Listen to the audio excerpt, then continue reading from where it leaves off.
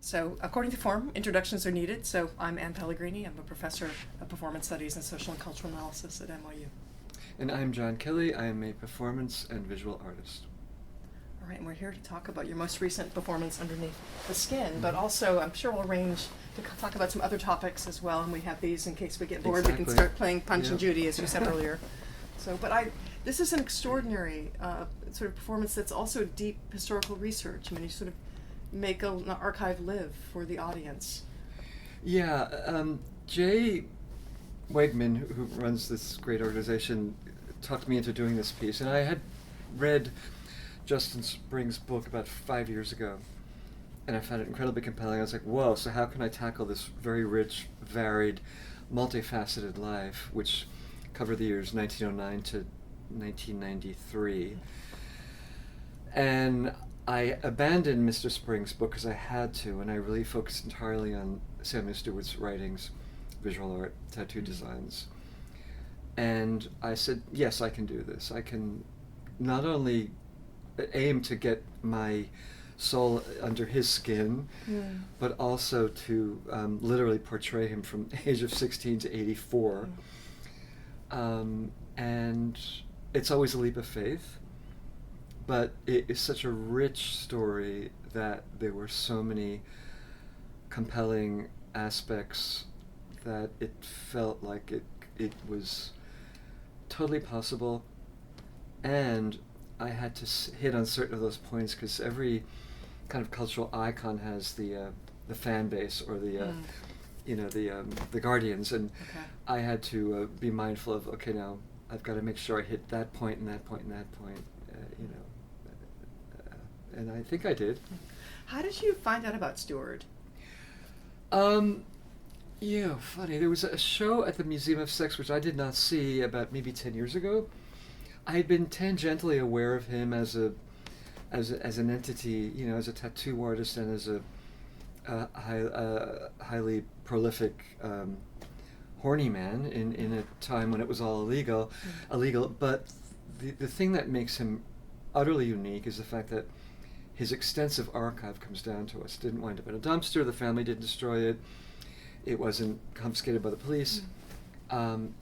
It's available, and that's, in a way, proof. Not that we need proof of his existence, but it's a rich, maybe endorsement isn't the right word, but a rich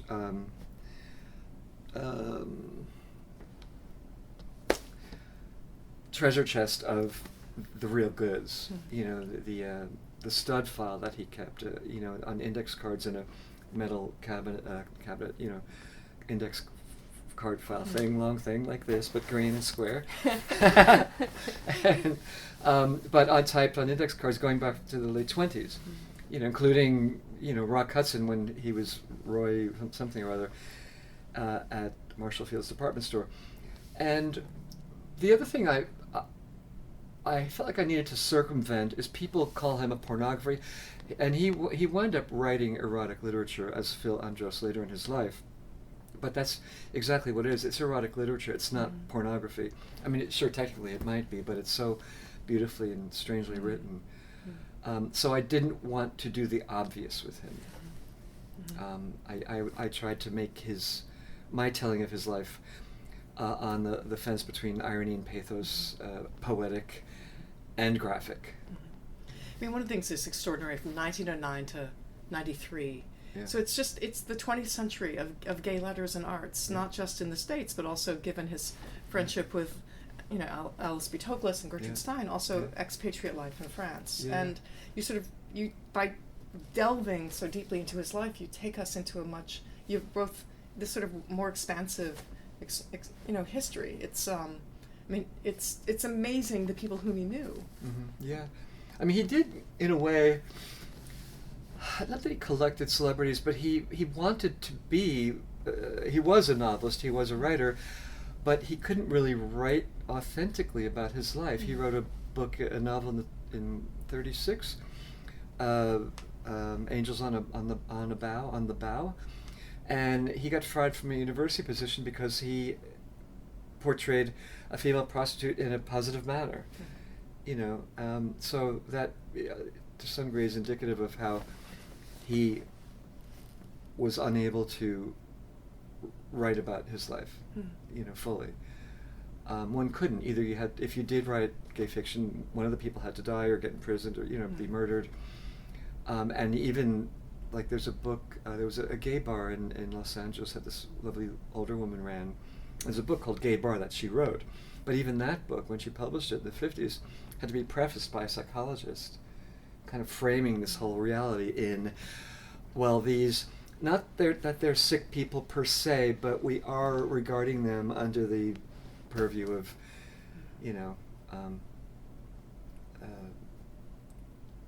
what's the word? Not science and psychiatry and. We have the flashing light of pathology that's always looming. Yeah, right? Exactly. Yeah, that's a good word. Thank you for that. I think one of the things that you demonstrate so poignantly, but these are his words also that you give us. Yeah. So he's sort of speaking through you. It's almost a kind of séance Yeah. you're conducting for the audience. But you give us a sense of how the closet is extremely cramping. I mean, it squeezes possibility, but it also enables possibility. It also, there was something that the kind of life that he fashioned and with other men, there are different coordinates that he's working with. Yeah, I mean, the closet sucks and sucked. That said, he did prevail, and gay men, and they called themselves homosexuals or inverts in those days. And I use the word gay, not queer, because queer was a denigrating word. And it's important to witness his life in context and to view it from this vantage point, but to understand when it was occurring in context. So he was able to live his life to a large degree privately behind closed doors, but somewhat fully. And ironically, and he wrote about this, that when Kinsey's book came out, The Sexuality of the Human Male in 1949, that in a way put gay people on the radar screen of the mass public. So the public then became less ignorant and more suspect and more probing in terms of looking for any semblance of a voice or, limp wrist or pinky or anything like that, show of emotion. So in a way, up until 1950, gay lives were they could be lived maybe a bit more freely. Right. So the closet allowed for certain kinds of freedom because people didn't know that that homosexuals existed, or didn't believe they existed in quite the numbers that they did. Exactly. And then, the 49-50, then it was the McCarthy era, the communist era, and when they couldn't find enough commies, they invented the Lavender Scare and fired all these gay people from posts in government in Washington, D.C., and then some. So it's just endless. And in the preset video, which I will post on Vimeo, it's a half hour of images of same-sex couples through history, even medieval etchings, embracing in different ways, interspersed with images of persecution. And my goal there was to remind, especially younger audiences, that the ground that we're standing on wasn't always there, and it wasn't that long ago. And I think it's crucial for people to remember that, because we're not there yet. We're not really on the list yet. I mean, I think it's that kind of deep history you're offering is so needed in this moment also, because as we're watching some gains actually be eroded, it's also an important reminder that history might move in one direction, but progress doesn't move only in one direction. That these things are not synced up in the ways in which perhaps we might fantasize they are. I was struck by, it's astonishing the people whom Samuel Steward knew. So, like the appearance of Kinsey in the story, and there's that marvelous fact of the fact Kinsey recruiting Steward when he was doing his tattoo work to be a kind of unofficial, additional interviewer with tattoo artists. As a tattoo artist, could you say something about that? That was fascinating to me. Yeah, the reason he became an unofficial collaborator was because Kinsey was not hiring gay men to be official collaborators. He wanted a neutrality, so he was hiring, I guess, exclusively heterosexual men to be the researchers. He made a couple of S&M films with Kinsey, and Kinsey's wife was there changing the sheets, which nobody can see. They're at the Institute. You cannot see them. They had a very close relationship. And what else about Kinsey? It made so much sense because Steward himself was maybe more of an anal retentive chronicler, as his index files would suggest. And everything else, And that's a blessing because we have that. And it's so funny because I had this huge desk of the research. Not only collecting those images from the internet, but just all this research I've been doing. The books I've been reading, novels from the 20s, one called The Pansy. Just trying to get a sense of where we were at different points in history and what was possible and what wasn't possible. And you're right, at the Kinsey moment, that was a blessing, and in a way not a curse, but it made lives more challenging in that year. There's so many moments in the piece that just I found myself just both struck by the beauty of what you were doing, but just thinking, I was so moved by Steward's sense of history and historical contact across time, so that quite early on as a young man, I'm trying to remember, there was a lecturer whom he heard who had known Whitman. Yeah. And he wanted a kind of benediction from this man who had physically been touched by Walt Whitman to have the contact passed on to him, and he repeats a version of it in a different form when he has sex with Lord Alfred Douglas, so a way of making contact with Oscar Wilde. Yeah. But I was just thinking about this, he really had a strong sense of sex as being a kind of trans-temporal contact. Absolutely. Yeah, the professor was Hamlin Garland, the writer, and at the lecture he went up to Hamlin Garland and said, did you really know Whitman? Well, can I? And yes, Whitman, put his hand on my head. Well, Mr. Garland, can I put my hand on your head so I can be linked in with Whitman? So this became a leitmotif in the piece, this hand going up, like with Hamlin Garland's head, and then with Lord Alfred Douglas, although he had sex with Lord Alfred Douglas, but then Lord Alfred Douglas said, well, really all Oscar and I ever did was jerk off each other, and kiss. It's like, oh, didn't have to do that, But then with Valentino, when he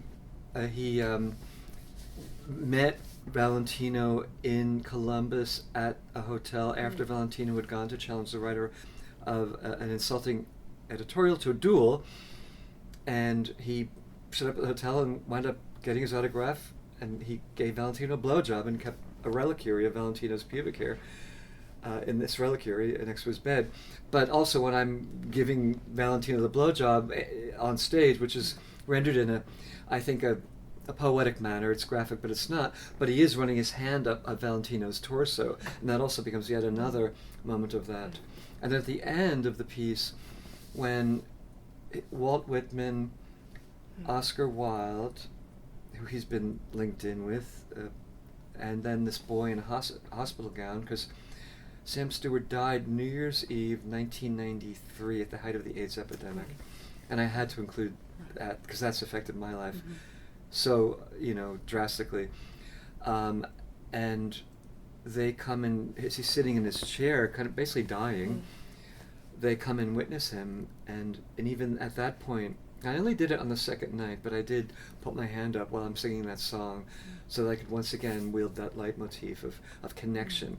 And I think the connection, the connectivity, the imperative to find one's tribe and to connect is human nature, but also in gay, queer lives, it was crucial to find a sense of some community and some connection. No wonder there were so many gay men that were complete alcoholics. I mean, it was just a drastic edict that was, thrust down upon us. But people generally did tend to find their tribe, although when you were in a gay bar, a mafia-run gay bar, you'd order your drink, you couldn't turn to talk to the person next to you. We'll do it. Exactly, yeah. You order your drink and you're like, and maybe you could play footsie, or maybe you could take your little thing. Let the videographer know we are playing footsie. Right, exactly. And waiting outside were cops to arrest you, and unless you had payola to give them. And if you didn't have the money to give them, they would arrest you, and your name and address would be in the newspaper. So your life was basically destroyed. Names and addresses in newspaper. It's insane. Why did people have such a hard time with gay people? What was the problem? Well, it was generally men that had the problem, and maybe men of a certain age, and that seems to still be the problem. The bashers are usually guys between the age of 16 and whatever, because they're threatened, because they I don't want to be the one to, articulate that, but that's kind of what I'm trying to articulate. You were talking about, you found this leitmotif of the hand. Mm-hmm. And so there's a way in which there's a profound choreography that carries, you through the piece and the audience as well. But I'm thinking about that leitmotif then becomes almost a way for you to make contact with Steward too. Right? This sort of miming of what you're imagining from what you hear in his writings. Yeah, it's a way for me as like director, choreographer, the writer of the mise en scène, which was comprised of entirely of his words, to kind of concoct a visual kinetic iconography that permeates the piece, mm-hmm. which then allows me to construct the piece in an artificial manner, given a very realistic type of story, scenario. Mm-hmm. And, theater performance, it's artificial. But within witnessing a profound emotion or something like that through artifice can make it even more profound and more clobbering. What is realism? I mean, even with realism, how artificial is one going to get?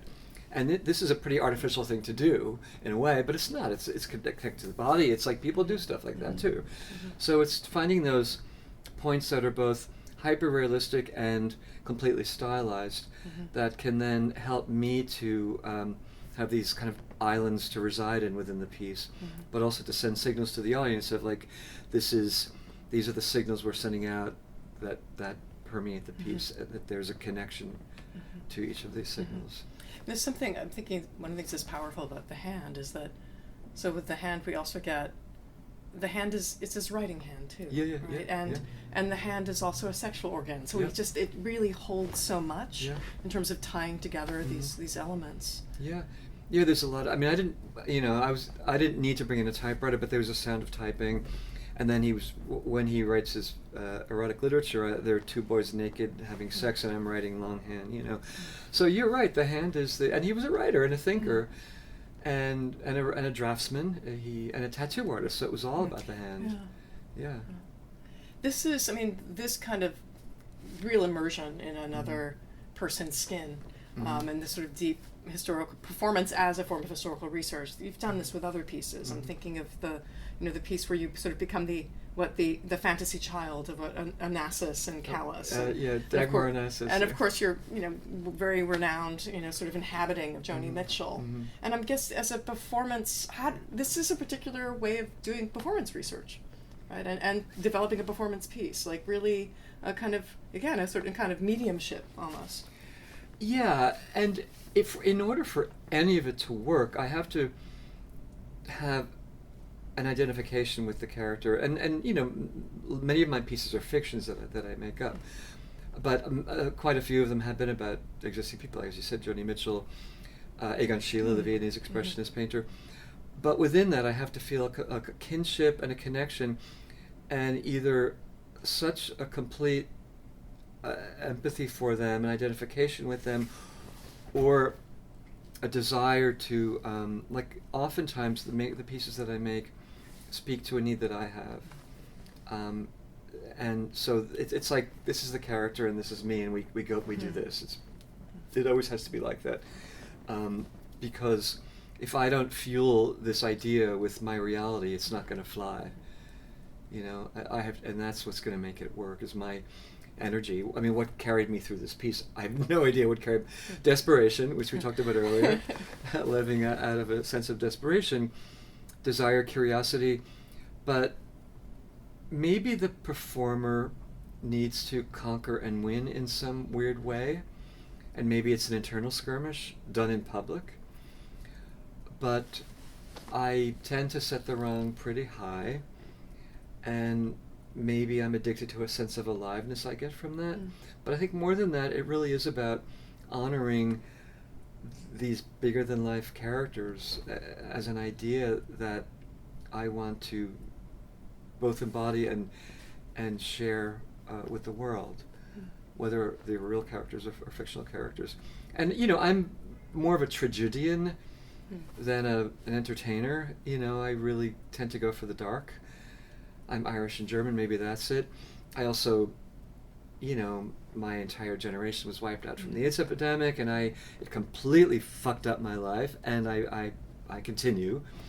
You know, I was diagnosed in '89. I'm completely asymptomatic. I lost my first partner in '82. So literally, the AIDS epidemic has informed my entire life and my entire career, you know.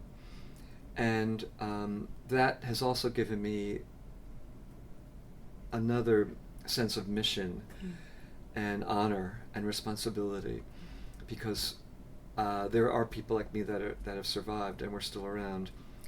And as these histories get written, I don't know if we're being accessed.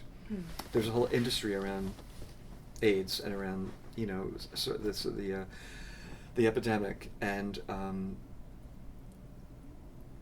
don't mean that in a necessarily negative way, but what I guess maybe what I'm trying to say is that I would like to see more people like me being utilized to be the voices, and not just the work of the dead artists, the great dead artists, who I knew many of them, you know. But I think it's important that this intergenerational dialogue continues, and it was really curtailed. It's like we're watching we're standing over a sinkhole, huge cultural sinkhole, you know, are we trying to talk to each other? Are we succeeding? I don't know.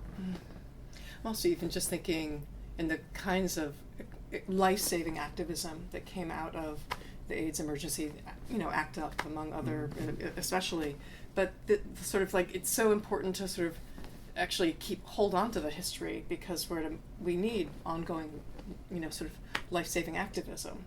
And so how to sort of, how can we reactivate these histories and have them in different ways? Yeah.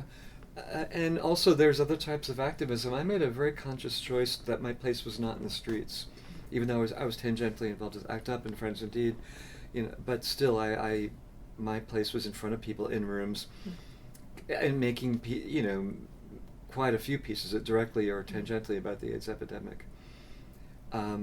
Getting people to consider mortality, getting people to look at mortality. Literally, I got to die on stage as Egon Schiele in 1986, when I was already 4 years into the epidemic with my partners dying. So I was consciously Orpheus going into the realm of death, the Greek myth of Orpheus and Eurydice. That was a very deliberate move on my part to ponder mortality and loss in 1988. And that began at the Pyramid Club in 1982. So I was really, I was always looking at my artistic life and my creative work as activism, absolutely, you know. Sort of how to sort of try to bring a story to an audience that needs a way to articulate what's happening, and also to get people to maybe hear stories that they don't think apply to them. Yeah, and watch somebody on stage that they might normally not want to touch, because, you know, people have innuendo and all that, and, you know, and like every gay man, you know, who was around then, I imagine many people were afraid to touch gay men.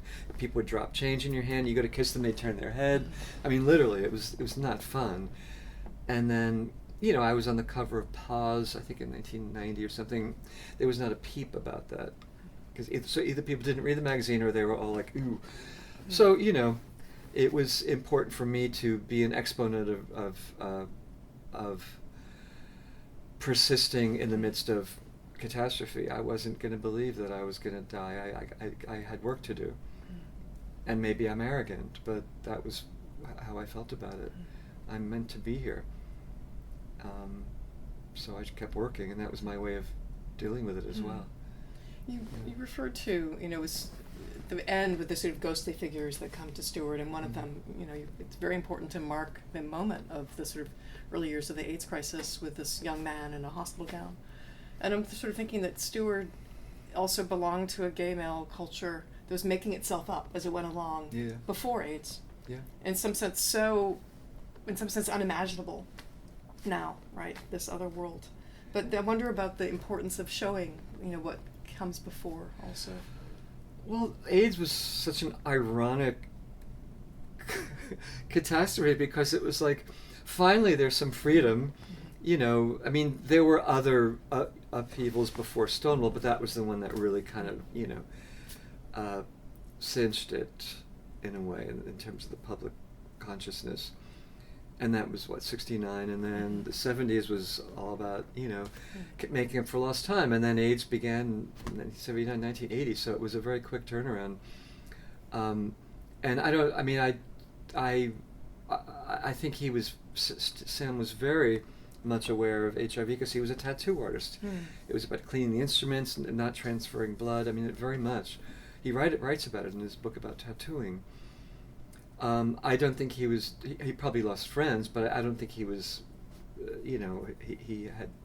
Who knows if he had gotten AIDS? I don't know. He didn't die from AIDS. He died from a heart condition, and he was addicted to pills at that point. But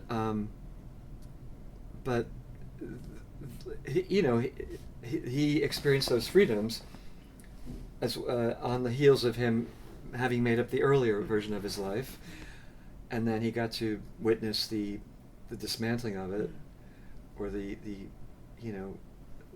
massacring of it, and then died at the height of the epidemic in '93.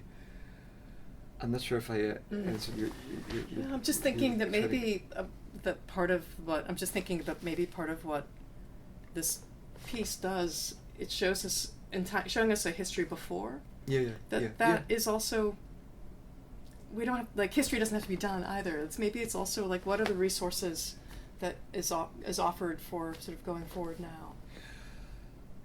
The kind of resilience, the creative imagination in the teeth of all sorts of obstacles. I feel like that seems so let's pull ourselves up, but. Well, there's a lot of amazing resources. There's the AIDS Memorial, which is a resource on Instagram and Facebook. This guy Steward, who's out of Glasgow. And it's a repository of all these histories and photographs and stories of not just celebrities but anybody really. There are also there's Ward B, which is this Instagram page where it's just gay ephemera from forever. So I think a lot of young people are really fascinated by the ephemera, and I think a lot of people come to New York trying to get some semblance of what New York was like, and it's pretty much, most of it's gone, gentrification. So I think by the second. Yeah, yeah. I think people are craving that connection to that vintage authenticity, and by that I mean what's in their DNA too, and what they're standing on. A different kind of trans-temporal contact. Yeah, right? yeah. So, where is this piece going next? This was the debut at Skirball, but you've been working on it over. You had a residency. You were doing work on it there. Will you do it again? I don't know. I don't have a booking agent, and there's no history for this piece right now. We videotaped it. We have good photographs. I'd love it to be done. I think it should be done in schools. I think young people should see it. But there's no plan yet. But I'm hopeful. I'm thinking it was. This is a huge stage here at Skirball, and it's a big set, and a lot of AV. Is it? I mean, just even in terms of doing it somewhere else, or are there different ways it could be configured, or because it's pretty big to move, I would imagine. Yeah, I mean, I made certain things look the way they did because it's a big stage. The video can be made smaller. The bedroom, which is PVC piping and black scrim, that probably wants to stay 8 feet. The mattress is a blow-up mattress. It's portable. It's only 4 people to travel, with 5 people. It's pretty portable. Those closets collapse. Those bookcases. That's a metaphor. Yeah, exactly. Yeah, indeed. Yeah, but we can put them back up again. If we need to. You can take. Basically, you're saying you're ready to take the show on the road. It's very Judy Garland, Mickey Rooney. It could very easily go on the road. This show it deserves to go on the road, people. Yeah. I think we need to have a sort of a text on this video saying, and contact John Kelly Performance at JohnKellyPerformance.org. All right, there you go. That's a promo. Yeah. What a delight to get to talk to you about Same here, this, and thank you. I'm really so thrilled to get a chance to see it. Thank you.